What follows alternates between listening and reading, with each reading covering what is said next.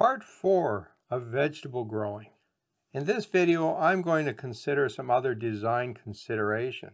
Things like how do we handle the weeds, vertical gardening to save space, and I'm going to discuss the concept of no-till gardening. I want to save you as much work as possible. Let's look at some garden basics. Watering.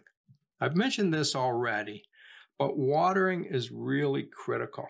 Now, if you've ever heard any of my talks about gardening and the rest of your garden, so the landscape and trees and shrubs, I actually water very little. Just so you know where I'm gardening, I actually have a garden in Guelph, and I have Guelph's largest private botanical garden. It's about 6 acres in size. I grow about 3,000 different species of perennials, trees, shrubs, and grasses. And I have a little vegetable garden. Virtually none of that garden gets watered, except the vegetable garden. And I have a hose that comes out right to where the vegetable garden is. There's a tap there to make watering as easy as possible for me, because I know I have to water this every few days. Especially in the spring after seeding, you have to keep that top inch of soil moist for those seeds to come out. Now later on in the season, you don't have to water quite so much, and I'll show you some secrets so you have watering less. But it's critical that the plants get water. When we're talking about the rest of the garden, all the perennials and things, we don't really care about a harvest. We don't really care if they grow really fast. I mean, if I put in an evergreen and it grows 4 inches instead of 3 inches this summer, do I really care? No. In fact, I probably want it to grow less quickly because I probably bought one that's too big for the space anyways. But when we're talking about vegetables, we generally have a short season, especially in zone 5, and we got to get started early. We got to keep those plants growing at a good speed. We don't grow as quickly as possible so we can get a harvest in before the snow comes. That's the challenge in colder climates. One way to do that is to make sure that they're never dry. The other thing that's important is weeds. We want to get rid of all these weeds. And the main reason for this is that weeds compete with our plants for both light and root space. And it turns out the biggest competition is actually the light, but there is also competition for nutrients. So we got to keep the weeds out of this thing. You got lots of dandelions out there. We got to get them out of the garden. And there's several things you can do. A lot of people hoe, and this is a very traditional technique. Once a week, you go out and you hoe that soil. And that does 2 things. The first one is that as little weed seeds start to sprout, they're very easy to kill if you just hoe the top inch or 2 of the soil. The second reason you hoe is because the soil gets a crust on it. When you have bare soil with nothing growing in it and there's nothing covering it, it forms a crust. And the reason it forms that crust is actually due to water droplets. Believe it or not, those water droplets are falling and hitting the soil hard enough that they compact the top inch of soil, and that creates that crust. So the traditional way to garden vegetables is to come along and once a week, you hoe all the soil you can see between the rows. I have news for you. I haven't hoed anything in a long time. But when I do hoe, I use this hoe, not the traditional one. The traditional one is really ineffective, and you kind of chop away at your soil. This is called a Dutch hoe or a stirrup hoe. It's a little harder to find, but if you can find one of these, you can do the weeding in a half the time with this hoe compared to the other one. So get yourself one of these. They're a good tool to have in the garden because every once in a while you do want to have one of these. But here's a much better way to hoe. Don't hoe. This is actually a picture of my garden. One of my favorite vegetables are these peas. I guess I like them partly because they taste good, partly because it's one of the first crops I can get out of the garden, and I just can't wait to eat something after a long winter. But I mulch with straw. As long as I'm mulching, I get virtually no weeds. So once the plants are in place, I push that straw right up against them, and I cover every inch of soil with straw. And this does a bunch of things for me. It keeps the sun off the soil, which means that it doesn't dry out nearly so fast. which means I have to water less. Mulch is critical for keeping moisture in the soil. Not only that, but it keeps that moisture level more constant. So rather than having a dry day and then you watering and then it's a wet day and a couple of days later it's dry again, and you have these cycles between dry and wet, you actually get a very constant moisture in the soil. And this solves several problems in the garden. One of the main ones is blossom end rot in tomatoes. So mulch means less water, a more consistent watering of your plants. It also keeps the soil cool. And that's great in July and August because plant roots like to be cool. Even if the top part of the plant likes to be warm, the roots of all plants that we grow want to be cooler. And the mulch keeps that soil nice and cool, so the roots are really happy. What else does mulch do? When it rains, those raindrops can't hit the soil, so you never get any crusting on this soil. And that's why I don't have to hoe, because I don't have soil crust. As long as you have mulch everywhere, you don't get this pounding of the soil. You don't get the compaction. You don't get the crusting. I like straw because it's slowly decomposing, so it's adding nutrients and organic matter to my soil. So over time, it makes that soil better. And it's a pretty easy product to use. So this is my favorite hoe. Lots of straw. Now, there's other ways to prevent weeds, and this is becoming much more popular, maybe not so much in home gardens, but certainly in agriculture. And what they do is they cover their soil with plastic, and then they'll plant into these rows of plastic. Now, this has a bunch of advantages, just like the straw does. Keeps moisture in the soil, keeps weeds from growing, so it's less work for the gardener. The thing I don't like about it is that it's not very environmentally friendly. I don't really want a whole bunch of extra plastic around, so it's not my favorite. But it does work in agriculture and it's very efficient there. But at the home garden, we don't have to worry so much about efficiency. We can do things a different way.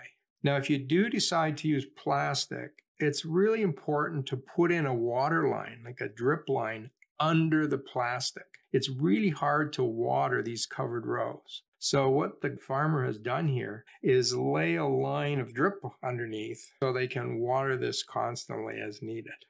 Here's an example of using plastic as your mulch with larger plants.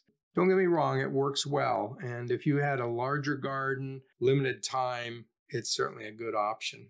But I wouldn't use it if you're going to have a small backyard garden. This is a picture of my garden, my vegetable garden that is, and I like to go vertical. So my garden is actually way out the back. It's not near the house where you'd expect it. And I have a couple problems back there. One is lots of animals, including deer. So I have to fence my area in. Deer are a problem in a lot of areas. So how do you keep deer out?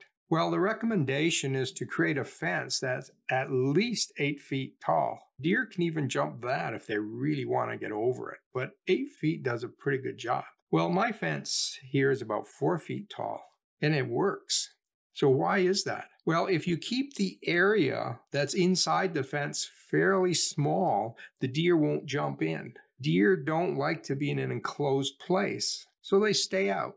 The other thing I like to do is I like to grow vertically, particularly in a small garden. Space is at a premium, and there are several vegetables that we're going to discuss later in the course that you can grow flat on the ground and they take a lot of space, or you can grow them vertically and they take very little space. So I have two of these areas where I have this mesh going up and I grow vertical. I do my peas, my beans, some of my tomatoes, particularly the cherry tomatoes, my cucumbers. Anything that's vining, they go up. I need much less space that way.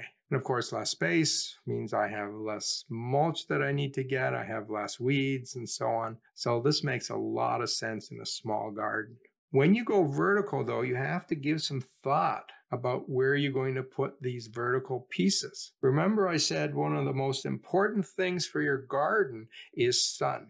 So you want to put these vertical areas so you're not blocking the sun to the rest of the garden. So this is my garden. The fence that you see is in a north-south direction. South is to my left. I get lots of sun on both sides of this trellis. It doesn't shade any area. and I did that on purpose. There's another one in this garden where I put my cucumbers, but it's on the north side of my garden. It's only shading weeds on the other side. So think about going vertical. Think about where you're going to put the vertical pieces and make sure that you're not trying to grow things behind it that need lots of sun. Now let's talk about tilling. The traditional way to garden goes something like this. I start out with lawn and I come along and I dig it up with one of these tillers. And by the way, I've done all of these things in the past. I just don't do them anymore. The tiller chops everything up and you think, okay, my lawn is gone. I've loosened the soil and now I'm ready to plant. Well, there's a couple problems with that story. First of all, it doesn't kill the grass.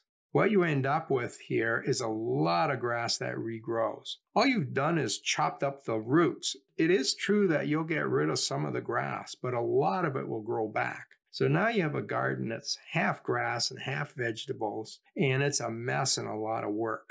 Now that's not quite so bad in a vegetable garden because you're going to dig this up every year anyways, and so you can deal with that. But doing this in an ornamental bed where you're going to put in some permanent plantings, this becomes a nightmare because all that grass comes up right in the middle of your perennials. Then you can't get rid of it. The second problem here is that you're turning up the soil. One of the things that we have to understand is that soil has a structure. It's not just a bunch of dirt that's laying on the ground. When you look at good soil, it looks completely different than poor soil. In fact, here's a little experiment you can do. Go for a walk in a wooded area and dig around in that soil. Okay, you want an area where the trees have been there for many, many years. Nobody's farmed and so on. And look at that soil. You'll have this black, crumbly soil that you almost don't even need a shovel to dig in. Those crumbs are what we call aggregation. They're bits of soil that have clumped together into bigger clumps. That aggregation is critical to healthy soil, and it's critical for root growth. When you till, you destroy that aggregation. You take these large clumps and you pulverize them down into smaller and smaller bits, and you've lost that aggregation. One of the reasons people till is to loosen that soil. The problem with tilling is you actually destroy the structure, which leads to compaction, which leads to less air in the soil. So you're actually destroying the soil. The less we do to the soil, the better that structure will be. So tilling is not a great idea for most gardens. Now there are some reasons to use it, and I have used it the first year when I create a garden. So you're starting from scratch, you've killed the grass off, and now you want to till in a lot of organic matter to get things going because you don't have enough organic matter in your soil. You put on 3 or 4 inches of compost and you turn that in with a rototiller. That's okay. You're going to do this once the first year. But to be honest, I don't even do that anymore. In the last few years, when I make a new garden, I just kill the grass and I plant. I don't do any tilling. I don't do any digging. I don't turn the soil. I do as little as possible to that soil because I don't want to destroy the structure.